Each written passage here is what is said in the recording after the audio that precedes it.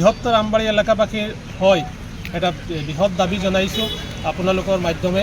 যে আজি যোৱা 3 তাৰিখ যিটো ঘটনা হৈছে আমবাৰী এল পি স্কুলত তাৰ আগত ধনিয়াৰপাৰ বনগাঁও এল পি স্কুলত ৰয়েল একাডেমীত বিভিন্ন ধৰণৰ বস্তু বাহিনী চোৰে লৈ গৈছে তাতে এটা গেং আছে এতিয়া এজনক আটক কৰিছে যোৱা নিশা আৰক্ষী মোৰাজাৰ আৰক্ষীয়ে মই অনুৰোধ জনাইছোঁ যে তেখেতসকলক যে এই ধৰণৰ দুষ্কৃতিকাৰীৰ লগত জড়িত যিসকল আছে উপযুক্ত শাস্তি দিবলৈ আমি আৰক্ষী বিষয়াসকলক বিনম্ৰভাৱে অনুৰোধ জনাইছোঁ আৰু যিসকলে আমাৰ অঞ্চলত বহুত মটৰ চটৰ বহুত কিবা কিবি চুৰ আহিছে গতিকে এই গেংটোক পূৰা আটক কৰাৰ কাৰণে মই অনুৰোধ জনাইছোঁ আৰু দুখন গাড়ী লগত এখন চিজ হৈছে আৰু যিখন গাড়ী বাকী আছে সেই গাড়ীখনো চিজ হ'বলৈ অনুৰোধ জনাইছোঁ জব্দ কৰিবলৈ। জুন মাহৰ 27 তাৰিখে মোৰ বিদ্যালয়ৰ পৰা চিলিণ্ডাৰ এটা লৈ গৈছে সকলোকে ময়ো পুলিচক অৱগত কৰিছোঁ তদন্ত কৰিছে এতিয়া মই আহিছোঁ চোৰটো ধৰা শুনি যে মোৰটো ওলাব পাৰোঁ নেকি কথাটো হ'ল এটা ডাঙৰ গেং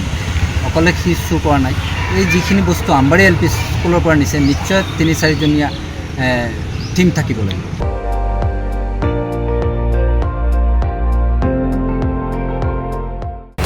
আপুনি চাই আছে ND24